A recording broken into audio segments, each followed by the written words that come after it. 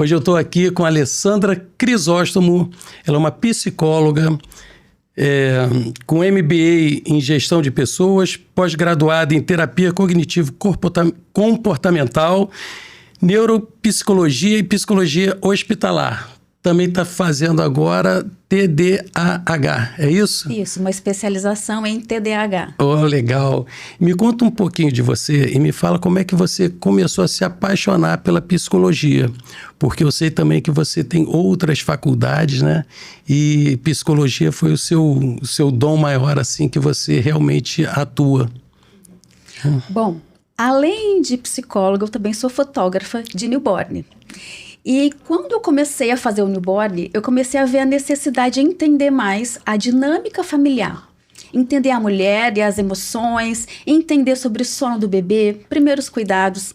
E eu comecei a estudar sobre isso, a me especializar. Foi aí que surgiu o desejo em fazer psicologia para ajudar as mulheres, não só na gestação, como no puerpério, e utilizar a fotografia como uma ferramenta de laço inicial. Aí veio a psicologia, a terapia cognitivo-comportamental, para eu entender o funcionamento e poder ajudar as famílias com técnicas específicas de psicologia. Aí veio a neuropsicologia para entender melhor e mais profundamente o funcionamento do cérebro e ajudar as famílias. O principal, meu desejo principal e o que eu vejo hoje como quase um dom, como uma missão, na verdade. É ajudar as famílias nesse processo de mudança de vida. Que primeiro é o casal, depois vem a gestação, que já é uma grande mudança, depois o bebê, e as coisas mudam muito, e nem sempre existem profissionais que estão aptos a colaborar positivamente com esse desenvolvimento, a entender o comportamento emocional e as mudanças emocionais da mãe, do pai, da família e do bebê. Nossa, que bacana, hein? O pessoal pergunta muito e a gente também tem dúvida. Primeiro, para começar tudo, para você começar a entender, você tem que ter uma avaliação neuropsicológica, não é isso? Isso. E o que seria a avaliação neuropsicológica na prática? Avaliação neuropsicológica, que nome complicado, né? Um nome pomposo, né? Na verdade, é uma investigação que o psicólogo está apto a fazer. É uma investigação sobre como funciona o cérebro do adulto, da criança, para entender de que modo as emoções são desenvolvidas, as emoções são engatilhadas, como são os seus processamentos mentais, a sua memória, a atenção, foco, como que você reage às emoções. Então, com base no entendimento de como o cérebro funciona, a psicologia, junto com a neuropsicologia, vai fazer um mapeamento de todas as suas funções cerebrais. E o meu trabalho não termina aí no laudo, né, no diagnóstico. O meu trabalho começa aí, porque depois que eu entendo que eu tenho um mapa de como funciona o seu cérebro, é muito mais fácil para mim orientar a mãe, o pai e a família sobre estratégias e técnicas a serem utilizadas no dia a dia para ajustar essas funções todas que podem não estar sendo positivas no momento. Ó, que bacana. E qual o momento que os pais devem procurar ajuda? O momento principal é quando a sua criança estiver tendo prejuízos reais na escola, em casa, dificuldade em socialização, dificuldade no sono, quando a família estiver em atrito muitas vezes em relação a um comportamento da criança. Então, nesse momento em que você está se vendo em dúvida, em que a internet coloca um monte de dicas e situações que você começa a ficar maluco para tentar entender, nesse momento, alguém como eu, uma psicóloga especializada em neuropsicologia, vai te ajudar nesse processo. Ó, muito bacana. E como é que o cérebro da criança influencia nesse comportamento? Então, vamos lá. Essa é a parte que eu mais gosto. Durante as minhas consultas, eu sempre mostro para os pais esse cérebro como forma de evitar a culpa. Porque muitas vezes, quando a criança tem algum problema comportamental, o que acontece normalmente é o pai e a mãe pensar: meu Deus, onde eu estou errando? O que eu estou fazendo de errado? Será que tem um transtorno? Será que não é? O que está acontecendo? Então, a primeira coisa é, vamos nos livrar das culpas. A culpa nos paralisa. E o meu objetivo é ajudar você e sua família a entender as melhores estratégias para que você saiba como lidar com a sua criança. O cérebro, por exemplo, esse aqui é um cérebro em tamanho real, e nas minhas consultas eu explico. Aqui na frente é o córtex pré-frontal.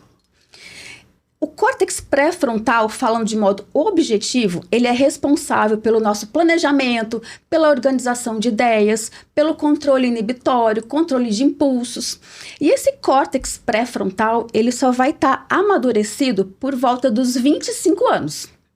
Ou seja, a sua criança não tem nenhuma maturidade neurológica para decidir nada. Ela é uma maluca. E aí, o que a gente faz? Então, durante a infância e a adolescência, quem são os responsáveis por orientar a criança são os pais. Os pais serão o córtex pré-frontal dessa criança. Vai orientar, vai explicar, vai oferecer limite, vai dizer o sim ou não, vai ensinar para aquela criança o que é correto. E a criança, basicamente, a criança e o bebê, aqui dentro nós temos uma outra parte importante. Aqui nós temos o sistema límbico.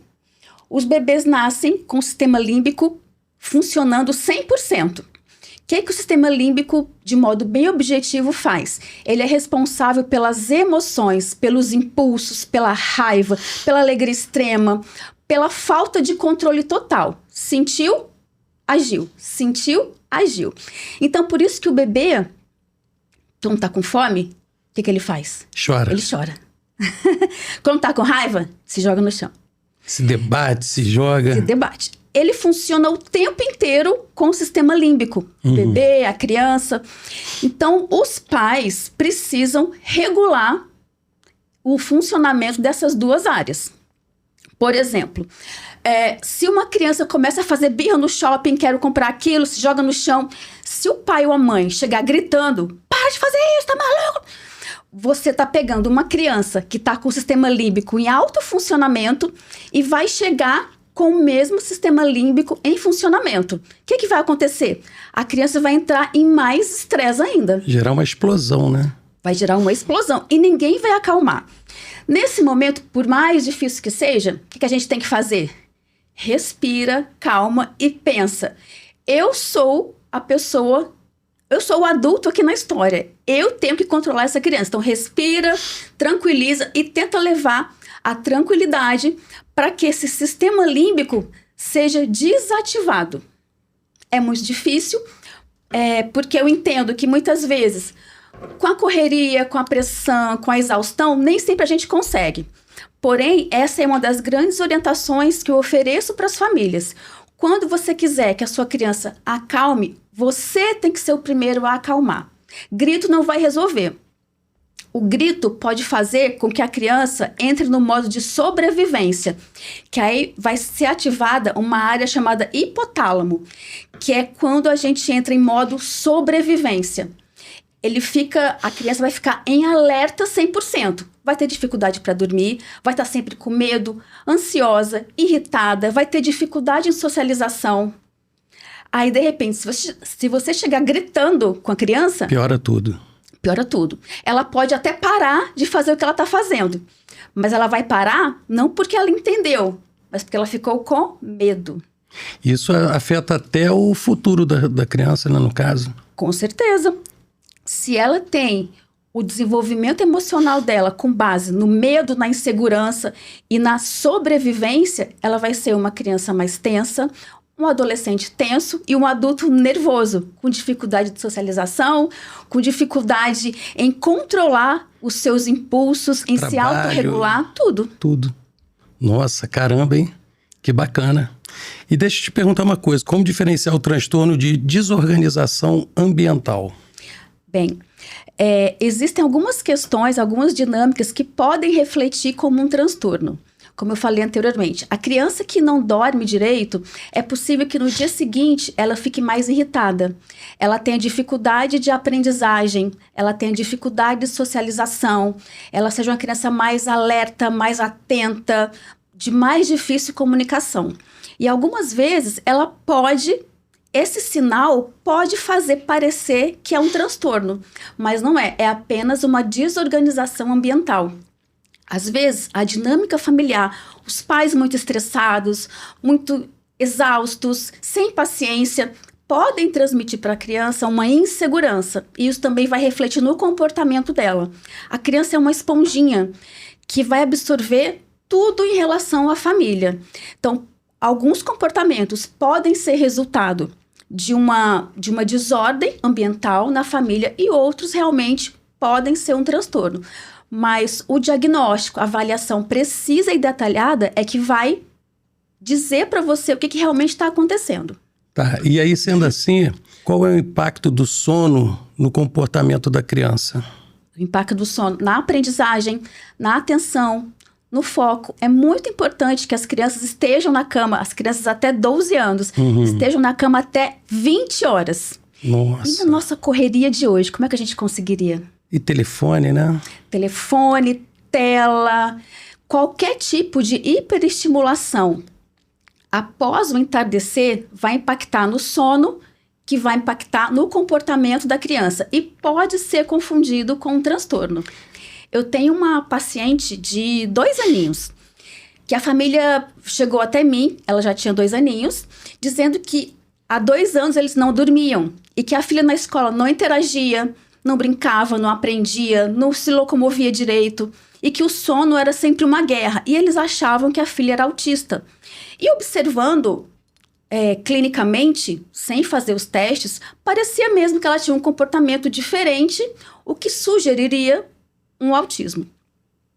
Porém, fazendo a avaliação neuropsicológica, investigando a dinâmica familiar, como que funcionam os horários de acordar, de dormir, de comer, como é a rotina da família no final de semana, eu entendi que era o sono. E eu ajudei a família a organizar a rotina de sono da criança. 3 meses depois, a criança passou a dormir melhor, a família começou a ter, o pai e a mãe começaram a ter o tempo de qualidade juntos, porque eles já conseguiram fazer a criança dormir 8h30. De 8h30 até 10 da noite, eles tinham um tempo deles que eles antes não tinham. E para mim é muito importante ajudar o casal, porque o casal sintonizado, o casal unido e equilibrado vai conseguir cuidar melhor da criança. E é por isso, então, que dizem que você não cuida só da criança. Você tem que cuidar do adulto, né? Exato. Dos pais. Isso. É nessa função? Freud falava que a criança é sintoma da família. Então, muitas das coisas, muitos dos comportamentos de uma criança, eles advêm em função da dinâmica familiar. A gente não está muito preparado para ser pai e mãe. Muitas vezes acontece, vem aquele romantismo todo de ter filho, que é maravilhoso, que é lindo, mas as dificuldades que são importantes para o desenvolvimento tanto do casal quanto da criança são colocadas de lado. E temos hoje, a mulher trabalha muito, não tem hora para chegar em casa, o homem também, e a criança, quando chega, por exemplo, da escola ou da creche, ela quer atenção. E aí não tem. Por quê? Porque eles não gostam da criança? Não, porque às vezes é cansativo, é difícil. E quanto mais a criança te pede atenção e você não consegue dar, mais ela vai ter um comportamento que vai te atingir de modo imaturo. Porque ela não vai entender, uma criança com 4 anos, 2 anos, olha aqui, papai, eu estou precisando da sua atenção, por favor, olha para mim. Isso seria falta de orientação parental? Falta de orientação parental e de entendimento do que realmente é cuidar de uma criança. Às vezes, muitos pais falam assim, mas eu tô com ela o tempo inteiro, mas tá sempre com o celular na mão. Então, você não tá com a criança, você tá de corpo presente, porém, você tá dando atenção pro celular. Aí a criança, mãe, pai, para! Aí vai gerando uma frustração essa criança. Entendi. E aí eles ficam medicando, né? A medicação é importante quando há um transtorno neurobiológico. Ela funciona. Mas ela não vai adiantar se a dinâmica familiar continuar a mesma. Outra situação. Um adolescente diagnosticado com TDAH. Toma remédio, medicação, ficou letárgico. Porém, a família continuou com a mesma dinâmica familiar agitada. A mãe nervosa, que não dá atenção, pai ausente, mãe que trabalha muito, os filhos, quando chegam perto da mãe ou do pai, a mãe ou o pai sempre respondem com gritos, com nervosismo, porque já estão de saco cheio de tudo. Então, do que vai adiantar medicar uma criança, transformá-la em um ser humano letárgico, porém, os estímulos externos que realmente afetam essa criança continuam os mesmos. Então, isso também precisa ser ajustado. Por isso que a família toda tem que estar junto durante esse acompanhamento, que vai sempre visar o desenvolvimento da criança, as mudanças, as necessidades, as alterações, e eu vou sempre junto com a família ajudar nesse ajuste familiar. Tá, e o que vai mudar para a criança ter esse acompanhamento familiar junto ao tratamento? Esse acompanhamento familiar ajuda a família a entender o funcionamento cerebral da criança, a se livrar das culpas e a ter uma pessoa especializada orientando. Isso vai resultar positivamente num comportamento mais adequado social, em mais aprendizagem e um desenvolvimento muito mais saudável. E principalmente com o pai, mãe e a família entendendo o que influencia esse comportamento muitas vezes negativo. Entendi. Qual conselho que você daria para um pai, para uma mãe que está vendo que o seu filho está com um comportamento assim diferente e está na dúvida se realmente é um TDAH ou algum outro tipo de problema? Primeiro que eu posso falar é que as famílias estão exaustas. Exaustas de não saber o que fazer com o seu filho muitas vezes. Uma coisa que é importante, nem tudo é TDAH, nem tudo é autismo, nem tudo é transtorno. Muitas vezes é a falta de ajuste familiar. É uma orientação adequada nesse mundo louco em que nós estamos. De muita informação, de muitas culpas, de dúvidas e de falta de apoio emocional adequado. Ó, que bacana. Eu oriento que as famílias busquem profissionais que os ajudem e que pensem que a família é um núcleo muito importante no desenvolvimento emocional da criança. E quando você ajusta, tira as culpas e ajusta a dinâmica familiar, você não muda só para melhor o comportamento da criança. Você muda toda a dinâmica da família, a dinâmica do casal, da família. A convivência, né? A convivência. E livra-se das culpas, entram em sintonia e todo mundo vai caminhar no mesmo trilho. Né? É a criança que agora não quer largar o telefone. E normalmente os pais, eu vejo assim, vai lá filho, toma o telefone e fica lá com o telefone. O que você fala sobre isso? O telefone, o celular, a TV, é uma maneira de você terceirizar algo que seria seu. O que você puder para evitar seria melhor. A Sociedade Brasileira de Pediatria diz que até os 2 anos de idade tem que ser 0 tela. Porém, a gente não vê isso por aí, mas tem que ser 0 tela. Porque as telas, a luz emitida pela tela, estimula a dopamina, que ela acelera, ela deixa agitada. E quanto mais você expuser a criança a isso, mais agitada ela vai estar, com mais dificuldade de sono, de relaxamento. Aí ocasiona dificuldade em aprendizagem, socialização. Porém, eu sempre gosto de falar o que é possível, o que é o ideal. E o que é possível para sua família fazer? Reduzir? Ok, vamos reduzir. Mas o ideal é não expor as telas. Ah, muito bom.